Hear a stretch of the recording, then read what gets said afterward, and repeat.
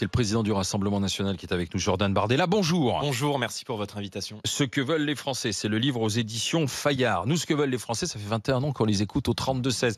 Vous aviez besoin de vous balader pour savoir ce que veulent les Français, monsieur Bardella? Ça fait des années qu'au fur et à mesure des campagnes électorales, évidemment, on entend les revendications de nos compatriotes. Et je pense qu'on fait très certainement partie des mouvements politiques qui sont enracinés dans une partie des attentes de notre pays. Il y a une volonté très forte aujourd'hui d'ordre, de sécurité. Il y a un ras-le-bol à l'égard de la fiscalité qui écrase, des normes. Une volonté aussi très forte de défendre son identité, défendre son pays. Mais le rythme de la politique est quelque chose qui écrase. Et il était bon, je crois, de prendre le temps pendant un an. Ce livre m'a pris un peu plus d'un an à l'écrire. D'aller chez les Français sans caméra de télévision, sans reporter d'image, de les écouter et d'être capable de me faire le porte-voix de leurs attentes aujourd'hui, parce que je pense que le monde politique ne fait plus quelque chose qui m'apparaît fondamental aujourd'hui, c'est écouter les Français et essayer de traduire leurs attentes sur le plan politique, et c'est ce que moi j'ai essayé de faire avec ce livre. Alors, les Français, il y a notamment Bernard le pêcheur de Sète, Olivier le boulanger, Corrado le restaurateur, Pascal la magistrate.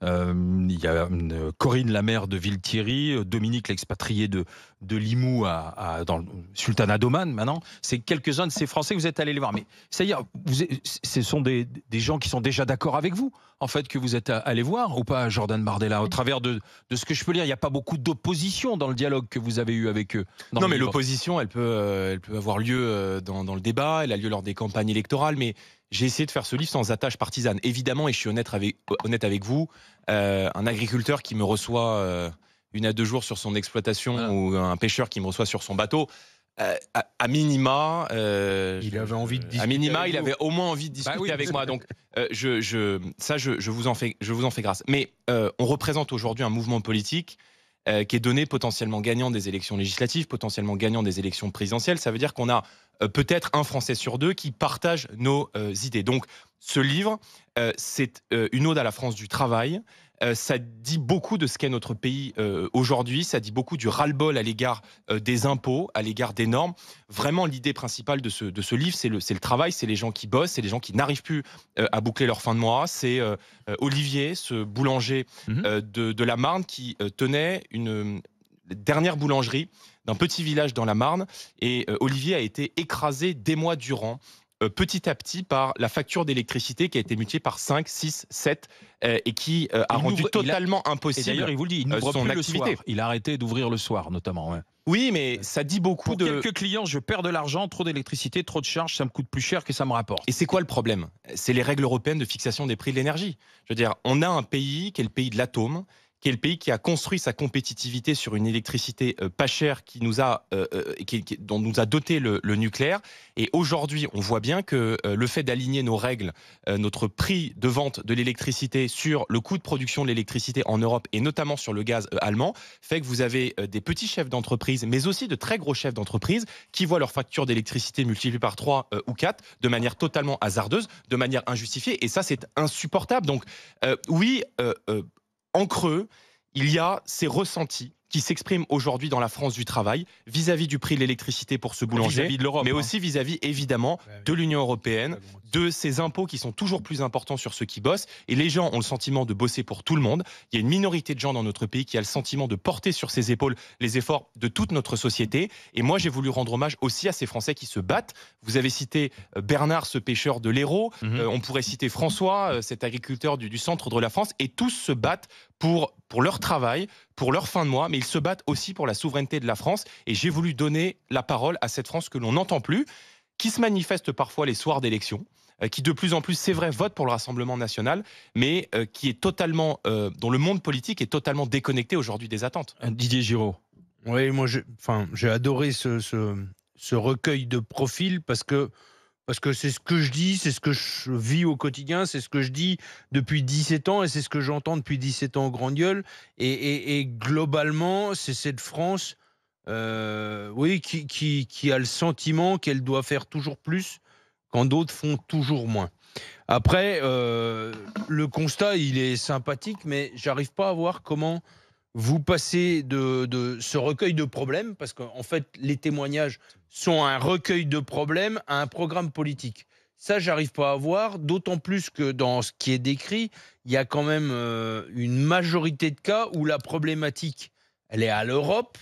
Et même si moi, dans mon quotidien de paysan, je retrouve celui de François et on peut largement mettre une couche nationale par-dessus. Enfin, j'espère que vous avez bien affûté le catalogue des réformes à faire parce que ça ressemble au catalogue de la Redoute dans l'épaisseur. Et comment vous allez faire pour aller réformer l'Europe là où je crois que votre absence n'est pas de la plus remarquée, quoi. C'est-à-dire?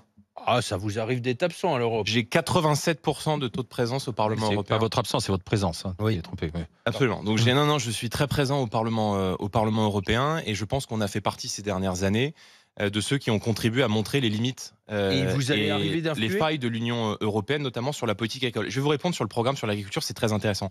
Mais pourquoi est-ce que j'ai fait ce recueil de sentiments, de colère qui s'expriment aujourd'hui dans le pays et que vous faites aussi à votre niveau avec cette émission? C'est parce que les gens nous parlent. Vous voyez, moi, quand je discute avec des Français, il n'y a pas les barrières classiques qu'il peut y avoir avec des responsables politiques. C'est vrai avec moi, mais c'est aussi vrai avec Marine Le Pen. Les gens se confient à nous, les gens nous disent leur colère, les gens nous disent leur souffrance, et beaucoup de gens nous disent merci de dire ce qu'on pense, merci de dire ce qu'on ressent. Et ce que les gens ressentent précisément, j'ai voulu l'exprimer au travers de ce livre, parce que le livre permet encore de prendre le temps, non seulement d'écouter, mais d'exprimer ce que ressentent aujourd'hui beaucoup de Français. Vous noterez également que dans ce livre, je ne me contente pas de relater les confidences et les confessions que m'ont fait les Français. Je fais aussi des propositions. Oui, alors, c'est un livre programme. Propositions. Alors, non, c'est pas un livre programme. Ah si, c'est un livre campagne électorale déjà. Ce n'est pas qu'un livre programme. Ah si. C'est un livre. Il y a des propositions, c'est que ça se relie quand même à une. Mais parce que je me contente pas. Parce les propositions, elles sont quand même relativement floues. Enfin, vous lancez des pistes. Des pistes de propositions. On est plutôt sur il faudrait que. C'est plus du yaka faucon pour l'instant. Parce que les propositions que vous faites, elles ne sont pas forcément encore chiffrées, articulées. On n'est pas encore dans le livre de la présidentielle. Alors, on sort de 2 grandes campagnes électorales. Donc, le programme sur lequel nous sommes arrivés en tête aux élections européennes, et où nous avons réalisé 37% des voix aux élections législatives, et qui nous permet aujourd'hui d'avoir à la fois le premier groupe d'opposition au Parlement européen et le premier groupe de l'Assemblée, c'est parce que les propositions qu'on avait formulées, le programme que j'avais défendu avec Marine, a précisément trouvé un écho en France. Maintenant, ce livre n'est pas un livre programme, mais je ne me suis pas contenté d'écouter les Français. J'essaye de proposer des solutions. Sur l'agriculture, par exemple, le vrai scandale aujourd'hui, c'est que l'agriculture est le seul domaine dans lequel la vente à perte est autorisée dans notre pays. Les agriculteurs n'arrivent pas à vivre de leur travail, et moi je me bats en ce moment même au Parlement européen contre le Mercosur et contre ces accords de libre-échange qui sont toujours la course au moins 10 ans et qui mettent nos agriculteurs en concurrence avec des pays qui viennent du bout du monde et qui ne respectent aucune des normes qu'on impose à nos chefs d'entreprise et donc à nos agriculteurs. Je propose également que dans les marchés publics, c'est-à-dire dans la restauration collective, nos agriculteurs puissent avoir une priorité. Je trouve ça fou que dans le pays qui est peut-être la puissance agricole par excellence en Europe, dont les pays sont enviés dans le monde entier, 2/3 du bœuf qui est consommé aujourd'hui dans la restauration collective soit d'origine importée, quand vous avez aujourd'hui des milliers d'agriculteurs qui n'arrivent plus à vivre de leur travail. Et donc moi je propose pour faire passer très simplement, mais c'est pour ça que je me présente 2024, aux élections et déficitaire. Absolument. C'est pour ça, Monsieur Marchal, que je me présente aux élections. Le temps du programme, il viendra. Mais pardon, ça fait quand même un certain nombre de temps qu'on est présent dans la scène politique. Quelles élections les prochaines alors? Ça sera quoi? La question que j'allais vous poser là-dessus, c'est en 1974, quand Valéry Giscard d'Estaing devient président de la République, il décide d'aller regarder la France au fond des yeux. Vous savez, absolument. Les fameux dîners qui n'étaient pas filmés. Hein. Ils ont fait semblant d'en filmer, mais sinon il en a fait plein comme ça, où il allait manger chez des Français sans qu'on le sache en réalité.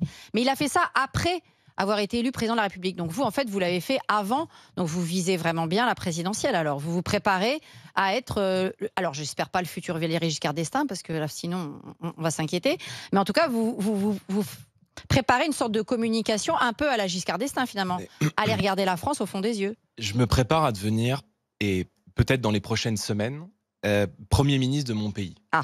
Ça ne vous aura pas échappé que le risque de dissolution, il existe, et que je fais partie de ceux qui appellent le président de la République à revenir devant les Français parce que, et vous le disiez, Monsieur Marchal, il y a quelques minutes, pour construire un projet pour apporter des réponses, il faut des majorités. Et la situation dans laquelle nous ont plongé et Emmanuel Macron et Jean-Luc Mélenchon en s'alliant au second tour des dernières élections législatives a été mise en œuvre précisément pour m'empêcher de devenir Premier ministre et pour m'empêcher d'avoir une majorité et de mettre en œuvre les propositions sur lesquelles plus de 37% des Français ont voté lors des dernières élections législatives. Donc le temps de l'action, il va venir. Maintenant, pour agir, il faut avoir un diagnostic lucide de la situation.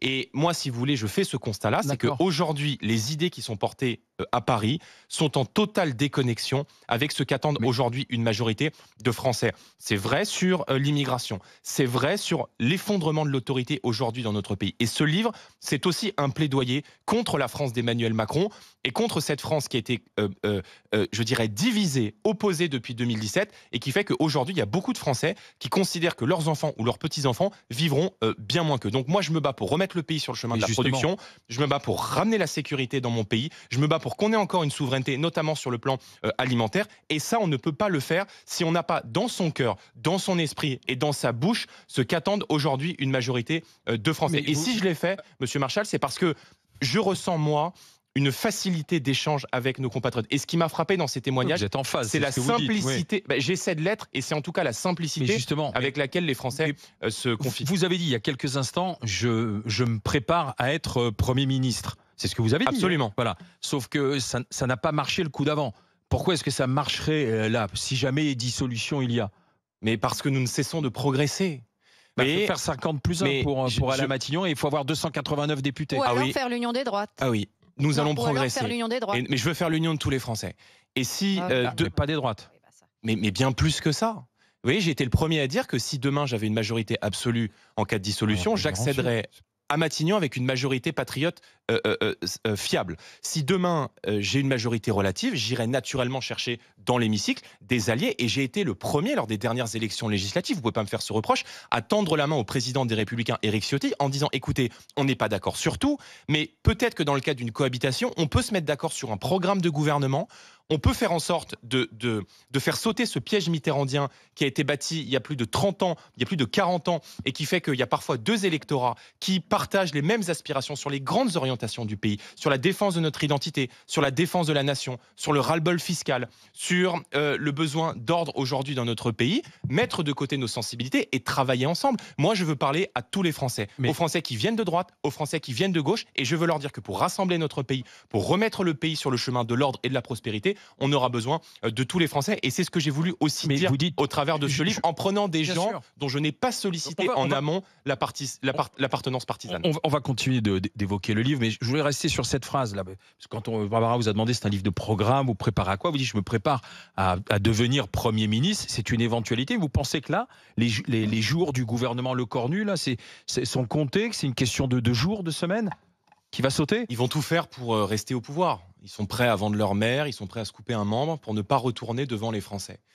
Et pourquoi? Parce qu'ils savent très bien, les macronistes, les républicains et le Parti socialiste. Et ils savent très bien que si nous retournons demain aux élections, ils seront très certainement balayés. Donc ils sont prêts, si vous voulez, à remettre en jeu la stabilité du pays, à accabler les Français de taxes et d'impôts avec un budget qui est une boucherie sociale et une boucherie fiscale qui prévoit initialement d'aggraver de 20 milliards d'euros la fiscalité sur la France du travail, d'augmenter et d'aggraver de 30 milliards d'euros la dépense publique, de ne faire aucune des économies dans la mauvaise dépense publique, de ne remettre en cause aucune des grandes politiques qui font aujourd'hui souffrir les Français et souffrir le pays pour se maintenir en place. Donc je pense, et je l'ai dit, que rien de sain ne peut émerger de cette situation. Et la solution, me semble-t-il, quand on est confronté à une impasse institutionnelle et une impasse démocratique, c'est d'en prendre acte, c'est de revenir devant les Français. Et nous sommes prêts à revenir devant les Français. Alors, est-ce que c'est ça votre grande habileté stratégique? Je le dis absolument sans ironie. Vous attendez que vraiment ça soit l'hallali complète pour LR pour pouvoir aller finalement tendre une main généreuse aux derniers qui traîneront par là et qui voudront peut-être sauver leur siège, notamment en vous rejoignant dans le cadre de législatives. Et deuxièmement, d'avoir voté hier avec la gauche cette merveilleuse taxe sur les multinationales. C'est-à-dire que là, vous avez mis une sacrée pierre dans le jardin de Monsieur Lecornu. Alors, est-ce que c'était stratégique ou est-ce que vraiment vous y croyez à cette taxe à 26 milliards sur les multinationales, ou est-ce que vraiment là vous lui en avez flanqué une dans les pattes? C'est le coup des grenades de Macron, quand il avait dit j'ai jeté une grenade. Là, vous avez jeté une sacrée grenade. Non, mais attendez, moi, vous voyez, ce truc qui consiste à dire vous avez voté avec la gauche, j'ai voté. C'est factuel. quand on vote quelque chose, nous, sans sectarisme, et je vous rappelle qu'on est le groupe politique qui, à l'Assemblée nationale, votons le plus de textes qui n'émanent pas de notre parti politique, ce qui veut bien dire que nous ne sommes pas sectaires et que le sectarisme, nous ne faisons que le subir. Mais nous regardons quel est l'intérêt du pays et quel est l'intérêt des Français.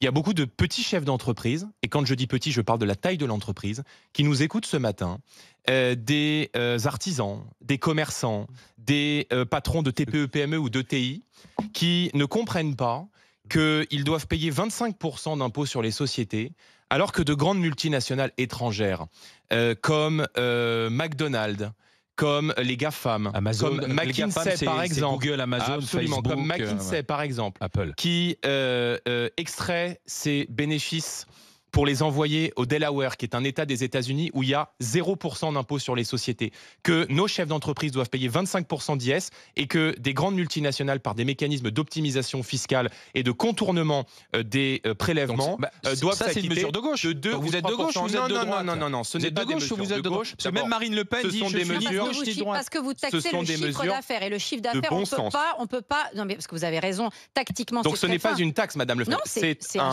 le chiffre d'affaires. Absolument. Voilà, c'est sur le chiffre d'affaires. C'est le ratio du chiffre d'affaires en France sur le chiffre d'affaires mondial rapporté au bénéfice mondial. Si on met en place ce principe, eh bien une grande multinationale doit payer la même chose qu'une petite, donc moyenne ou qu'une ETI française. Moi, je suis pro-croissance, je suis pro-production, pour les je impôts suis pro-entreprise, mais je considère que les règles doivent être les mêmes pour tout le monde. Et il n'y a aucune raison qu'un chauffeur de taxi ou qu'un restaurateur doivent payer, par exemple, quand on a une TPE-PME ou une ETI, 25% d'impôt sur les sociétés, et qu'une multinationale étrangère ne paye aucun impôt sur les sociétés en France, ou en tout cas des sommes très dérisoires. Je vous rappelle que McDonald's a été à plusieurs fois pointé par des procédures administratives et par des procédures de justice parce qu'elle organisait précisément l'évasion de son chiffre d'affaires pour avoir à payer des impôts sur les sociétés. La gauche. Normal. Non, je dis ce que disent beaucoup de Français. Allez demander aux chefs d'entreprise qui écoutent les grandes gueules s'il est normal que payent eux 25% d'impôts sur les sociétés quand McKinsey ou McDonald's en payent zéro, notamment s'agissant de McKinsey. Est-ce que vous trouvez ça normal? Ah non, personne ne trouve ça normal. Donc c'est pas être de gauche ou être de droite. Moi, je ne suis pas de gauche et je ne suis pas socialiste. Mais quand le Cornu et les LR hurlent en entendant cette nouvelle taxe qui a été votée hier, je dis que vous avez joué un joli coup contre le Cornu. C'est ça que je dis. Stratégiquement, je veux dire. On a joué en planche le Cornu. C'est pas une question de savonner la planche à le Cornu. Si, je veux dire, le Cornu, c'est pas mon sujet. Il va avoir du mal avec sa Zuckman Light. S'il rajoute la Zuckman Light à ce que vous avez fait hier, là, la droite va hurler, les financiers vont hurler, tout le monde va hurler. Donc, mais je suis opposé, moi, Zuckman Red, Zuckman Light, je suis opposé à tout ce qui vient d'abord de Gabriel Zuckman. Parce que je considère que les mécanismes Zuckman sont des mécanismes communistes qui consiste à transformer notre pays en Venezuela sans le pétrole et qui consiste à imposer de la taxation sur des trajectoires économiques. C'est-à-dire que concrètement, si vous êtes un chef d'entreprise, que vous montez une start-up dans l'intelligence artificielle, que vous faites de la levée de fonds, votre entreprise peut ne pas être rentable, vous devrez donc vous acquitter de ces impôts. Donc c'est complètement fou comme principe et moi j'en ai un peu ras-le-bol que la France soit cet enfer socialiste sur le plan fiscal et normatif qui désincite aujourd'hui, et je le dis dans le livre, tous ceux qui ont envie d'innover, d'entreprendre, de créer leur entreprise, de le faire. Et je souhaite moi également, et je le dis dans le livre et je le propose, supprimer les impôts de production. Aujourd'hui, on a des impôts de production qui sont très injustes parce que, contrairement à l'impôt sur les sociétés, ça pèse sur le haut du compte d'exploitation, c'est-à-dire que ça ne prend pas en compte la santé de votre entreprise. Et on a aujourd'hui des impôts de production qui sont 2 fois plus élevés que la moyenne européenne. Or, je pense, comme le prix de l'énergie, je l'ai dit tout à l'heure, que les impôts de production sont aujourd'hui un boulet dans la compétitivité de notre entreprise. Alors évidemment, quand vous supprimez un impôt de production, vous avez des rentrées fiscales en moins immédiatement, mais vous avez un effet retour. Et je pense qu'en menant une politique en faveur des entreprises, en faveur de la croissance, en faveur de ceux qui se lèvent tôt, en faveur de ceux qui prennent des risques, qui bossent et qui en ont marre de ces impôts et de ces inflation normative, eh bien, on peut remettre le pays sur le chemin de la croissance et on peut aussi, Monsieur Marchal, répondre au défi de la dette. Parce qu'on n'affrontera pas le mur de la dette uniquement en faisant la chasse au gaspillage d'argent public. Il faut recréer de la richesse et il faut lever les contraintes qui pèsent aujourd'hui sur les créateurs de richesse dans notre pays. Vous restez avec nous, Jordan Bardella. Ce que veulent les Français, le livre est aux éditions Fayard. Le livre, la politique, vous commentez l'actualité avec nous. On va continuer de vous interroger avec Bruno Poncet, Didier Giraud et Barbara Lefebvre. À tout de suite, il est 11h20. Nos questions. Alors moi j'ai lu votre livre, alors, qui s'adresse à la France qui nous nourrit, la France qui nous protège, la France qui nous relie. J'allais vous demander, vous êtes quelle France, vous? Parce que, mais n'y voyez pas de malice, vous êtes quelle France? Parce que si vous parlez avec ces Français, ils n'en peuvent plus des hommes politiques qui sont que politiciens. Donc vous, c'est quoi votre métier? Et c'est quoi, quand vous allez les voir, vous vous présentez comment en fait? Parce que c'est ça l'idée. L'idée c'est qu'aujourd'hui, voilà, on est quelque chose. Moi je suis cheminot, Barbara l'épreuve, Didier l'agriculteur. Alors je fais ce pourquoi les Français m'ont choisi, m'ont élu. Et les Français m'ont élu à 2 reprises député au Parlement européen. C'est pas un métier. Et ils m'ont élu, si, précisément. C'est une fonction. Si, moi je crois pas que la politique, ça soit un passe-temps. Je pense que de gérer des collectivités, d'apporter des réponses aux problèmes du pays, de gérer un parti politique quand vous avez 26 ans qui compte, puisque j'ai été élu président de mon parti à l'âge de 26 ans, qui compte plusieurs dizaines de salariés, qui compte près de 1000 élus partout en France, c'est évidemment une responsabilité qui est très importante.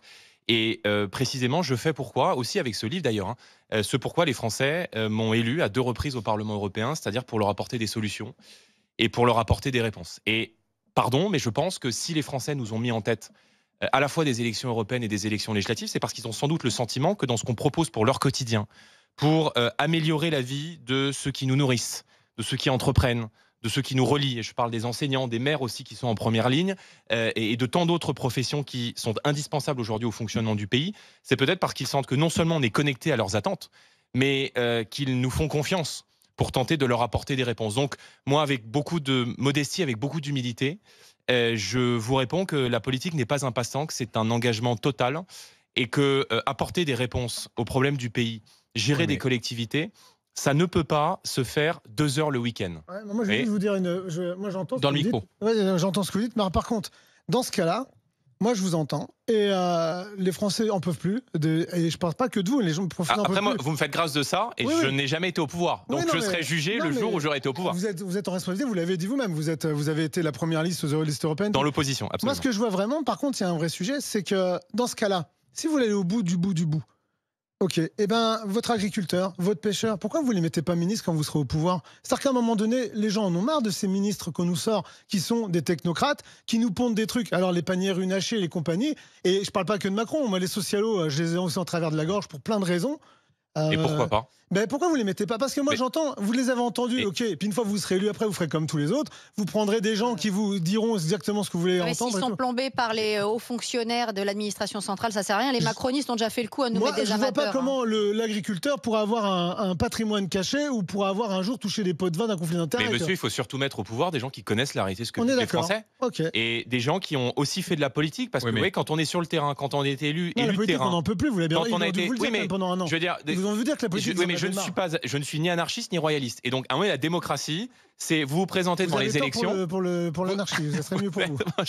Ça, je vous le laisse. Mais la démocratie, c'est vous présenter aux élections, les gens vous choisissent et vous mettez en œuvre la politique sur laquelle vous avez été élu. Okay. Mais le problème aujourd'hui, c'est la déconnexion entre les gens qui prennent des mesures et les idées qui sont aujourd'hui majoritaires dans le pays. Enfin, je veux dire, quand on regarde ce budget, comment est-ce qu'on peut légitimement aujourd'hui venir devant les Français, leur dire qu'on va remettre en cause pas les avantages, mais le dédommagement qu'on donne aujourd'hui aux gens qui subissent des affections de longue durée dans la période actuelle? Comment est-ce qu'on peut dire, par exemple, quand on est à l'Union européenne ou en France, qu'on va augmenter les taxes sur les carburants? C'est le projet actuel du gouvernement français sur les biocarburants et de la Commission européenne sur l'ensemble des carburants avec ce qu'on appelle le règlement ETS2 d'ici à 2030. Comment est-ce qu'on peut dire dans un pays où il y a un Français sur 2 qui n'arrive plus à boucler ses fins de mois, qui est à 10 € près quand il fait ses courses, qui n'arrive plus à mettre de l'essence dans sa voiture, qui est obligé de restreindre ses déplacements, qu'on va augmenter les taxes sur les carburants? Enfin, je veux dire, c'est complètement fou. Et de l'argent. Mais de l'argent, attendez, il y en a. Vous avez bien voté une taxe aussi sur les GAFAM, donc.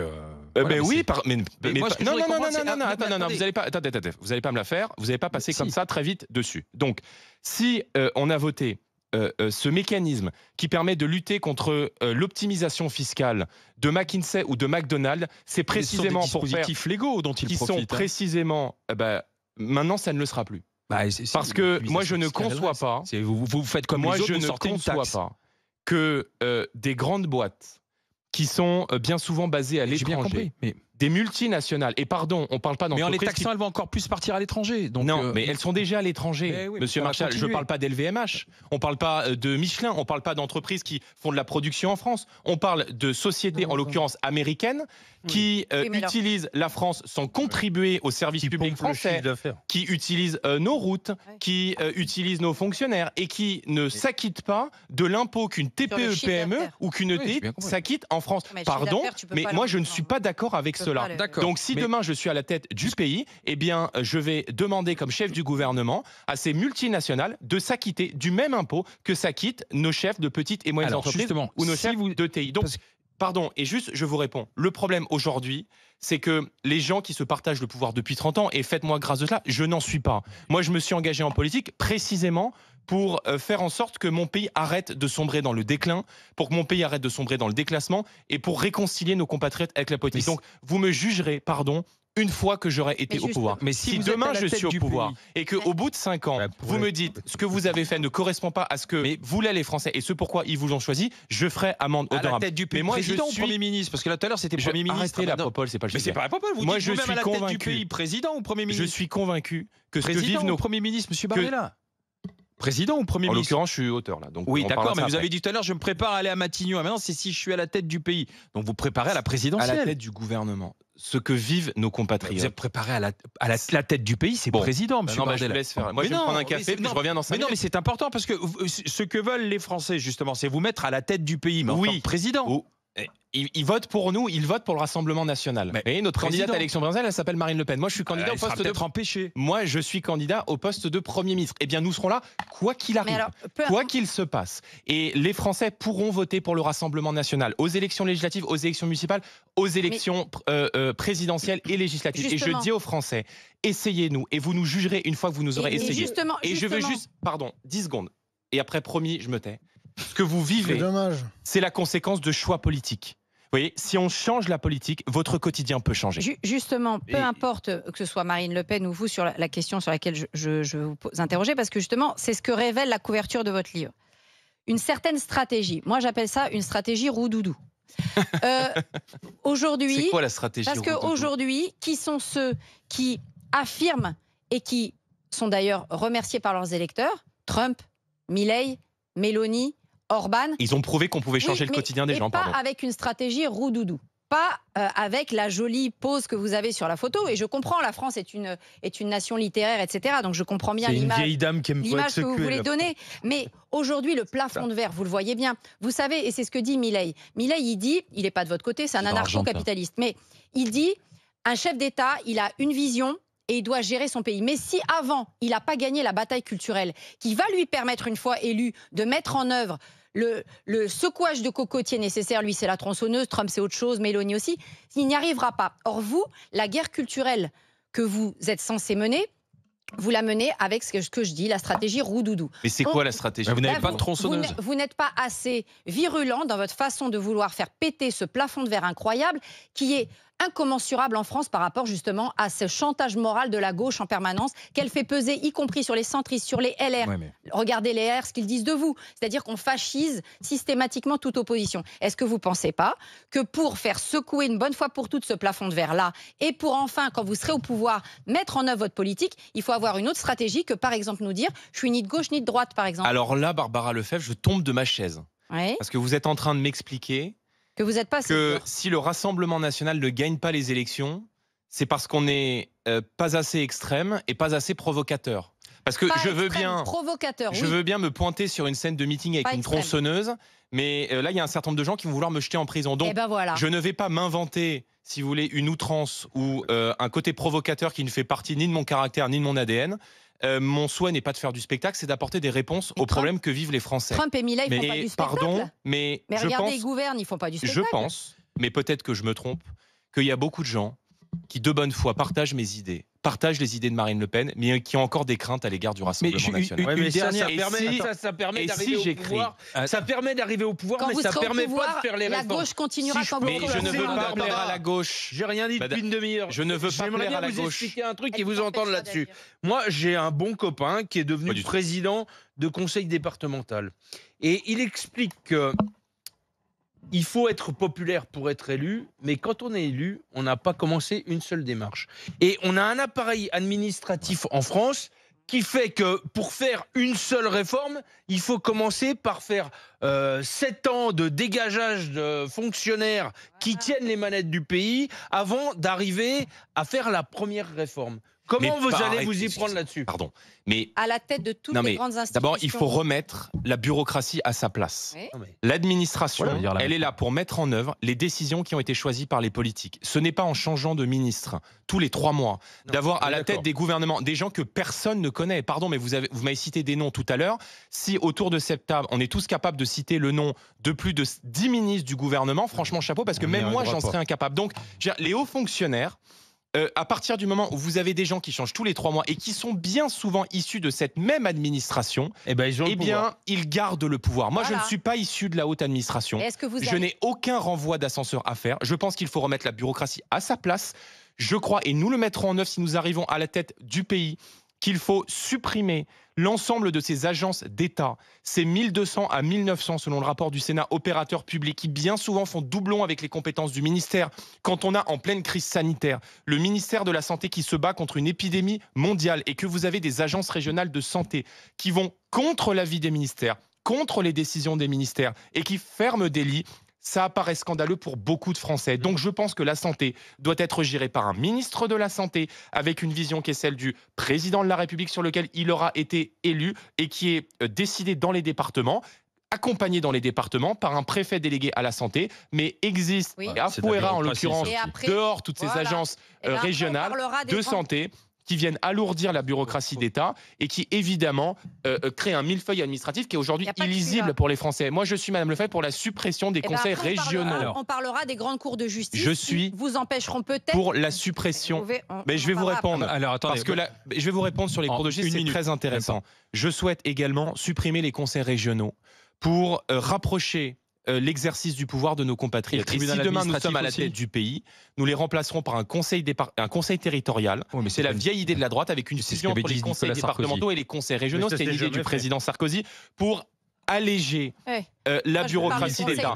Sur la justice, madame, si nous sommes demain à la tête du pays, nous organiserons dès les premières semaines de notre action un référendum sur l'immigration. Parce que je pense que s'il y a bien un domaine dans lequel la volonté aujourd'hui d'une partie de la magistrature, encore une fois, pas de toute la magistrature, mais d'une partie, je vais vous répondre. Non, mais on doit faire une pause pour avoir les auditeurs. D'une partie des juges, c'est de contraindre les décisions et la volonté du peuple français, notamment sur les questions d'immigration. Je ne soumettrai pas une question au peuple français, mais nous soumettrons un projet de loi. Ce projet de loi, il contiendra tout le bouclier politique, juridique et administratif pour mettre fin à la submersion migratoire. Il y aura notamment l'expulsion des délinquants et criminels étrangers de façon systématique.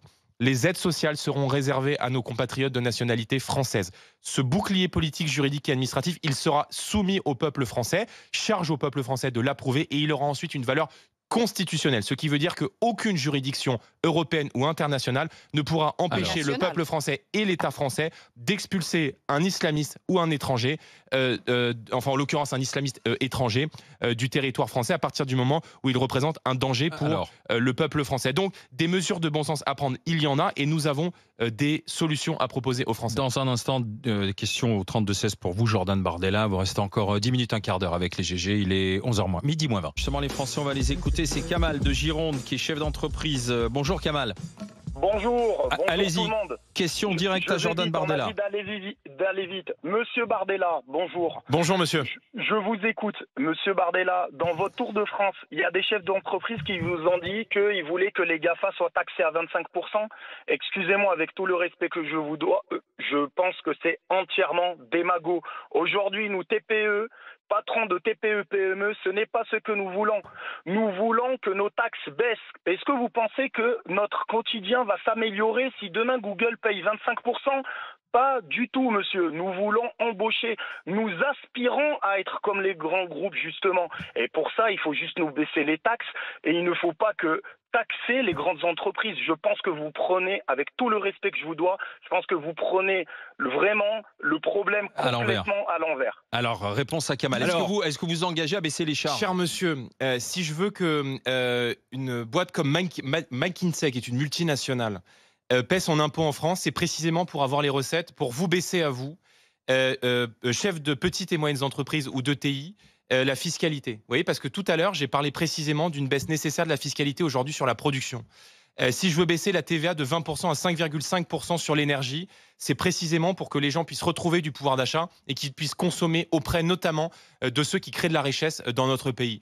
Si je veux faire la simplification et supprimer un certain nombre de normes qui sont aujourd'hui un impôt papier et un impôt qui ne dit pas son nom sur nos chefs d'entreprise, c'est précisément pour vous redonner de l'oxygène et pour vous redonner les moyens de payer en France. Donc, pardon, mais je l'assume. Il n'y a aucune raison qu'une petite entreprise soit accablée injustement de normes et d'impôts et qu'une grande multinationale américaine ne paie pas ses impôts en France, comme le sont tous ceux qui créent de la richesse. Donc, ça vous permet de baisser les charges derrière. Pro-entreprise et je souhaite évidemment favoriser tous ceux qui créent de la richesse en France. Et je vais même vous donner une autre mesure que nous souhaitons mettre en place et que je défendrai au Parlement européen en 2026 dans le cadre de la réforme de la directive sur les marchés publics, c'est faire en sorte que ceux qui produisent en France et en Europe soient prioritaires dans les marchés publics. Une entreprise qui crée en France, une entreprise qui produit avec de l'emploi français, de l'emploi européen sur notre sol dans le marché commun, doit pouvoir avoir une priorité d'accès